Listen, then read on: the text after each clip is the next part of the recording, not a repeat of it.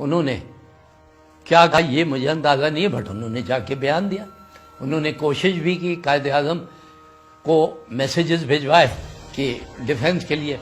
وہ مرد حر آزادی کے عظیم سپہ سالار تھے. جتنے بینک اکاؤنٹس تھے پیر صاحب کے وہ سب فریز کر دی، اور جتنے لوگوں کو اریسٹ کیا تھا ان سے قریدا کہ ان کا ٹریجر کہاں ہے، گولڈ کہاں ہے، سلور کہاں ہے اور چیزیں کہاں ہیں، وہ سب نکلوا لیا، ضبط کر لیا. پھر ان کا جو پیجو گوت میں پیلس ہے اور وہ سب ان کو بمبارڈ کر دیا. میجر بورل تھے جنہوں نے ڈائنامائٹس پلان کی، بڑا ویل آرگنائز آپریشن تھا انڈر کرنل اینڈ بریگیڈیئر. جو گڑھنگ بنگلہ تھا وہ بلاسٹ کیا. اس کا بیک گراؤنڈ اور ریزننگ یہ تھی انگریز کی کہ ہم اتنا ڈرا دیں ان کو کہ وہ جو ہم چاہتے ہیں بیان دے دیں، اور پیر صبغت اللہ کو اندازہ ہو جائے کہ ہم یہ بھی کر سکتے ہیں. سن 1936 سے 1943 تک سوریہ بادشاہ کی 7 سالہ جدوجہد میں یہ دوسری گرفتاری تھی جو انہیں جیل سے تختہ دار تک لے جانے کا باعث بن رہی تھی. ڈیفنس کے وٹنسز کو ٹیررائز کر دیا تھا، ڈرا دیا تھا. 3-4 ایسے ڈیفنسز تھے، ڈیفنس کے وہ تھے ان کے وٹنسز جو ان فیور میں بیان دیتے، کورٹ میں جا کے ان کے خلاف دے دیا. اچھا کورٹ میں 100% سیکریسی. اگر کوئی کہتا ہے کہ میں موجود تھا، گورے کے علاوہ اور کوئی موجود نہیں تھا کورٹ میں. Evan Edward Harland Holt district magistrate Sukkur نے کوشش کی کہ وہ بھی کورٹ میں اٹینڈ کرے دیکھنے کے لیے. پہلے کہا گیا ہاں آ سکتا ہے، 2 دن کے بعد کہہ دیا نو کوئی نہیں آ سکتا. پیر صبغت اللہ شاہ راشدی سوریہ بادشاہ کو قتل کے جھوٹے الزام میں گرفتار کرنے کے بعد انگریز حکمران انہیں اپنے قانونی دفاع کی اجازت بھی نہیں دے رہے تھے اور طرح طرح کے روڑے اٹکائے جا رہے تھے. یہ کہا گیا ان کی ہپنوٹک آئیز ہیں اور لوگ ڈریں گے، تو بیچ میں ایک پارٹیشن رکھا گیا. پارٹیشن کے اس پار وہ جو ایکیوز کر رہے ہیں، ایلیگیشن کر رہا ہے پروزیکیوشن وٹنس، اور اس طرف پیر صاحب ہیں. تو یہ تو it is a total violation of procedure. Witness برقع پہن کے آ رہا ہے. یہ سندھی رائٹرز نے بھی لکھا ہے اور کچھ انگریز رائٹرز ہیں انہوں نے بھی لکھا ہے. کم از کم برٹش ڈاکیومنٹس کے مطابق 200 سے 250 حروں کو ہینگ کیا گیا اور پتہ نہیں کتنے ہزاروں کو مار دیے گئے انکاؤنٹرز میں. اچھا اب جب ٹرائل ہو رہی ہے تو ایکیوز کے لیے ایک ایڈوکیٹ ہونا ضروری ہے. ان کو جو ایڈوکیٹ ملا اس کا نام تھا دیالمل لالوانی. یہ نوشر و فیروز کا حالانی کا تھا اور بہت ہی اچھا کمپیٹنٹ لائر تھا. شروع میں پیر صاحب نے ہیزیٹیٹ کیا کیونکہ انہوں نے سوچا کہ یہ انگریز دے رہا ہے، مجھے پتہ نہیں کیا ارادہ ہے. بٹ جب 2-3 دفعہ ڈسکشن اس کے ساتھ ہوئی دین پیر صاحب ریئلائز کہ نہیں یہ کمپیٹنٹ آدمی انڈیپینڈنٹ ہے. اس نے بڑا اچھا کیس بلڈ اپ کیا اور پوری ہائی لائٹ کی کہ کیوں ہروں نے ریبیل کیا، ہروں نے کیوں اب گڑھنگ بنگلوں میں آگ کیوں لگا دی اور ریزلٹس کیوں کیا. تو بہت ہی اچھا کیس بلڈ اپ کیا اور یہ بھی بلڈ اپ کیا کہ ان کے پیسے سیز کر لیے. پیر صاحب لائک آل ادر پگاڑاز اس نے آرگیو کیا he had no option except to resist. 20 مارچ سن 1943 کو صرف 32 سال کی عمر میں سوریہ بادشاہ کو حیدرآباد کی جیل میں تختہ دار پر لٹکا دیا گیا. اب دیکھو پیر صاحب کی جو ایج تھی وہ 32 سال کی عمر میں اس کو سزائے موت ہوگی. 32 سال کی عمر میں تاریخ میں جو لوگ دیکھتے ہیں، سکندر اعظم ایسا آدمی تھا جس نے 32 سال کی عمر میں وفات پائی لیکن ساری دنیا پہ اس نے جو ہے حکمرانی کی. حضرت عیسیٰ علیہ السلام بہت بڑے پیغمبر تھے. ہم اس کی مثال تو پیر صاحب کا ساتھ نہیں دے سکتے لیکن اس کی بھی ایج دیکھو 32 سال کی عمر تھی، وہ انقلاب لائے تھے. لیکن پیر صاحب 1921 میں اس کو پگ پہ بیٹھے تھے. 1943 میں سزائے موت ہو گئی. بظاہر انگریز حکمران انہیں پھانسی دینے میں کامیاب ہو گئے تھے مگر دراصل انگریز نے بر صغیر پر اپنی حکمرانی کے تابوت میں آخری کیل ٹھوکی تھی. لیمبرک اپنی کتاب میں لکھ رہا ہے کہ جی میں نے کہا کہ اس کے ساتھ میں چیس کھیلتا تھا اور میں سوچتا اور ہر رات میں ہار جاتا تھا. تو جس رات اس کو یہ بتایا گیا ہے کہ شطرنج کھیل رہے ہیں اور جب بتایا گیا ہے کہ کل صبح تمہیں پھانسی ملنے والی ہے تو لیمبرک لکھتا ہے کہ مجھے بڑی اندر سے خوشی ہوئی کہ یہ اتنا گھبرایا ہوا ہوگا کہ آج تو بازی میں مار لوں گا. لیکن وہ آخری بازی بھی صبغت اللہ شاہ جیتتے ہیں.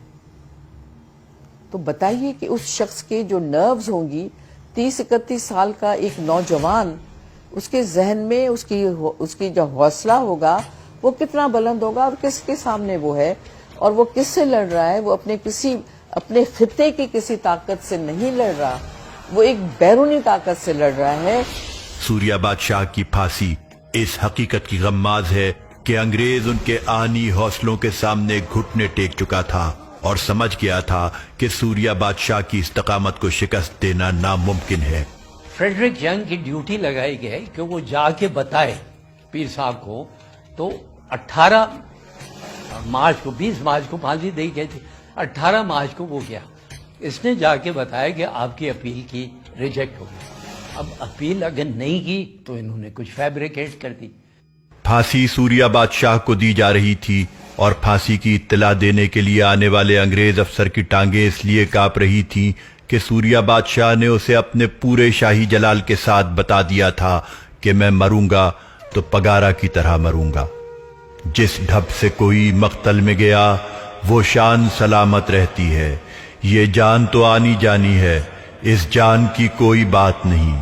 پیر صاحب نے کہا کہ تم گھبراؤ نہیں، مجھے پتا ہے گورنر نے تمہیں بھیجا ہے، یہ ڈر رہے ہیں کہ میں شرابہ نہیں. آئی ول ڈائی like a Pagaro.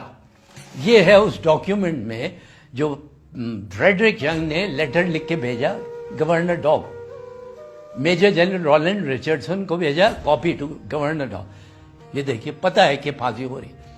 How ever اس نے ریکویسٹ، ایک بڑی چھوٹی سی ریکویسٹ، اس نے کہا میں چاہتا ہوں مجھے دفنائیں پیروں کا جو گریو یارڈ ہے پیر کوٹ میں، وہاں جگہ بہت ہے اور چھوٹی سی ایک گریو چاہیے مجھے.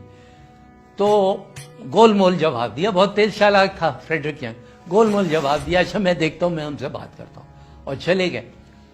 اس کے بعد اور بھی کچھ رپورٹ لکھتے گئے، اور دفنانے کا تو پہلے ہی سے فیصلہ کر لیا تھا. انہوں نے پھانسی دی، ہی ڈائیڈ لائک اے پگاڑا، کوئی پرابلم نہیں کیا. پھر انہوں نے فوٹوگرافس کھینچی، وہ ڈسٹریبیوٹ کی. آج تک یہ راز بھی فاش نہیں ہو سکا کہ حیدرآباد جیل سے سوریا بادشاہ کا جسد خاکی کہاں منتقل کیا گیا.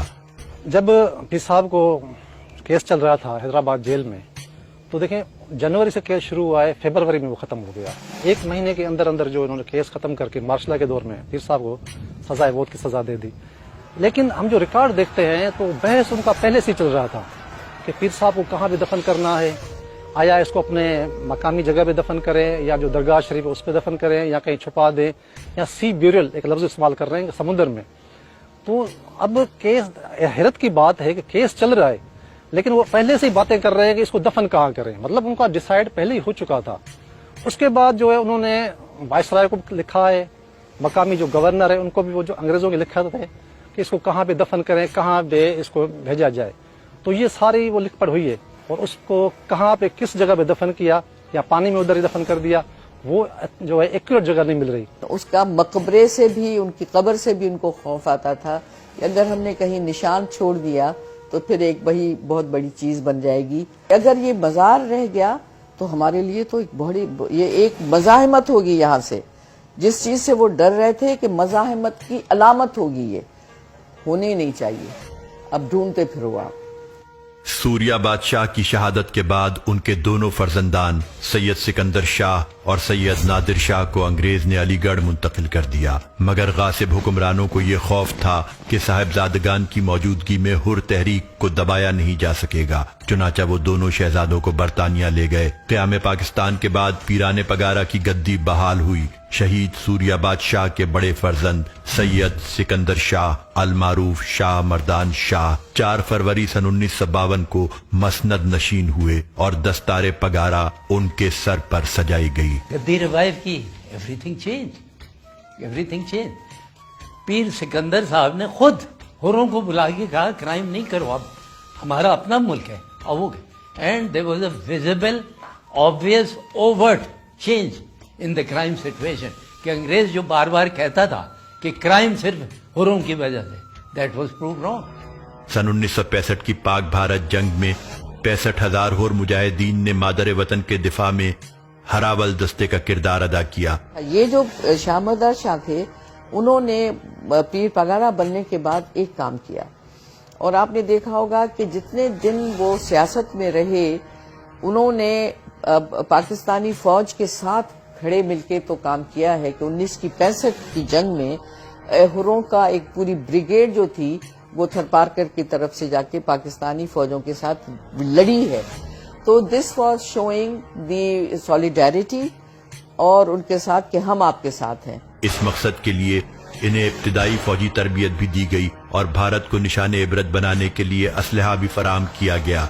1965 के वॉर में रिजल्ट बिल्कुल ऑपोजिट था। उन्होंने बड़ी लॉयल्टी दिखाई, बड़ी जबरदस्त डेजर्ट वॉरफेयर में कमांडो एक्शन किया और पता नहीं कितने थाउजेंड्स ऑफ एकर्स कब्जे किए।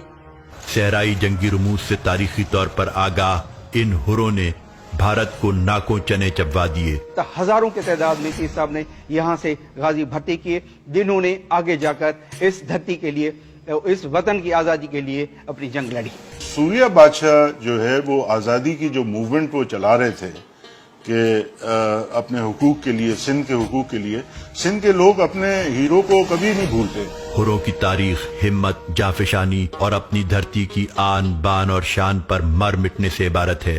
सांगड़ और पीर जो गोट के गिरदो नवाब में सदियों पुराने कब्रिस्तान आज भी हुर्र तहरीक के शोहदा की याद दिलाते हैं। बर्रे सगीर को अंग्रेज की गुलामी से निजात दिलाने के लिए सूरिया बादशाह शहादत के रुतबे पर फाइज हुए। इस शहादत का समर हमें क़याम पाकिस्तान की शक्ल में मिला। हुर्रों को शुजाअत और बहादुरी की अलामत समझा जाने लगा। सिंध की धरती सूरिया बादशाह के हवाले से हर ताले आजमा को आज भी ये पैगाम दे रही है, मुश्तरी होशियार बाश, मुसलमान अपने सर की बाजी लगा सकता है मगर जालिम की हुक्मरानी कभी कबूल नहीं करता। धरती ते सिर घोरण वारो, धरती ते सिर घोरण वारो, सूर्य बादशाह जिंदाबाद। सिंधड़ी सारी हो प्यारी, सिंधड़ी सारी जो आना रो, सूर्य बादशाह जिंदाबाद। सिंधड़ी सारी जो आना रो, सूर्य बादशाह जिंदाबाद। आला हजरत पीर पगारो, आला हजरत पीर पगारो, सूर्य बादशाह जिंदाबाद, सूर्य बादशाह